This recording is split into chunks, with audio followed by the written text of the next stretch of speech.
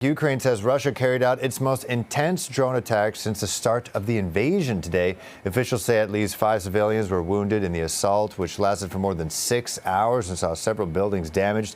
The Ukrainian military says air defenses were able to destroy 74 of 75 drones launched by Russian forces. Authorities say that Kyiv was the main target of the strike, with 66 air targets shot down over the capital and its surrounding region. This, as Ukraine battles Russia's invading army right now, it is also marking 90 years since a horrific famine engineered by the then Soviet Union. Ukrainian President Volodymyr Zelensky and military commanders took part in a service for Holodomor Memorial Day in Kyiv. Candles were lit in memory of the victims. Now, Holodomor means death by hunger. It was a man-made famine orchestrated by former Soviet leader Joseph Stalin that killed millions in Ukraine between 1932 and 1933. Now, Prime Minister Justin Trudeau released a statement marking the grim anniversary, which reads in part, quote, "The Soviet regime attempted to cover up the evidence of the Holodomor, and Russia still denies it was a genocide." Today, as Ukraine continues to defend itself against Russia's brutal war of aggression, Ukrainians are again demonstrating their unbreakable, unwavering spirit. Ukraine will remain free, Ukraine will remain independent, and Canada will continue to support Ukraine for as long as it takes. A Holodomor Memorial Service and Vigil will be held this afternoon at Toronto Exhibition Place. Now, for more on today's events on this tragic moment in Ukraine's history, we're joined by Peter Sturin, President of the Ukrainian Canadian Congress, Toronto. Thanks for joining us here.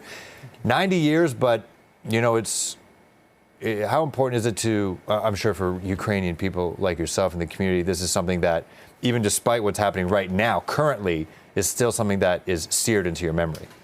It's especially important now since the full onslaught war that began last year. In fact, it's been going on since 2014.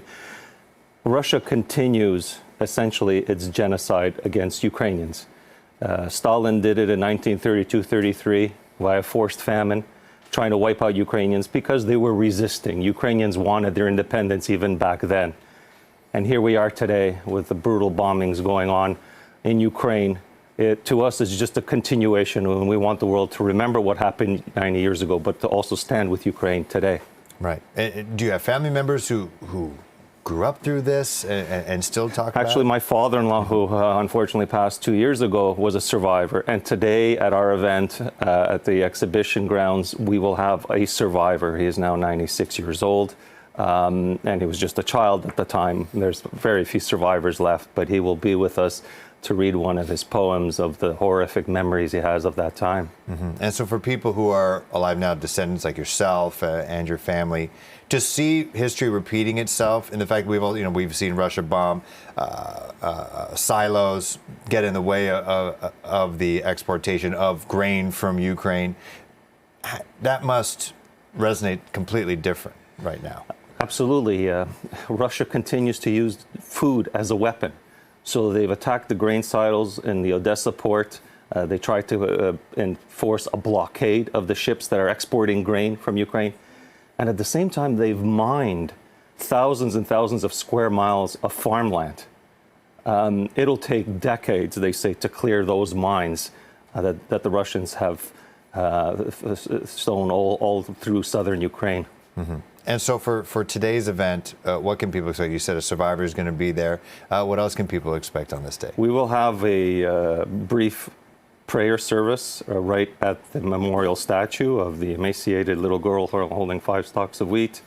And then indoors at the the Queen Elizabeth building, we will have a requiem concert, which will be we will be joined by Minister Chrystia Freeland.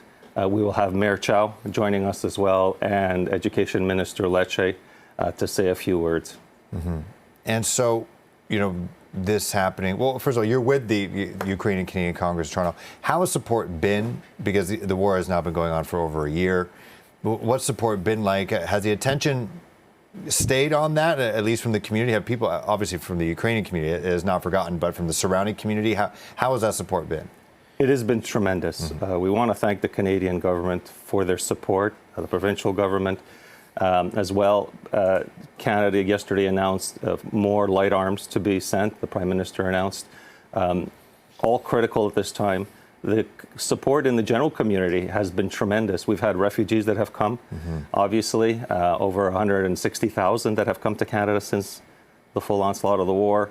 And the support in all the different communities, people have come out with donated goods, trying to help people find housing. So we're very grateful for Canada.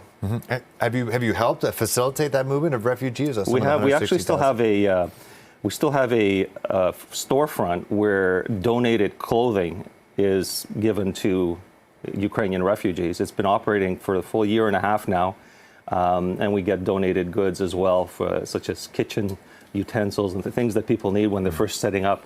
People, when they flee a war, they may come with some clothing, but that's about it.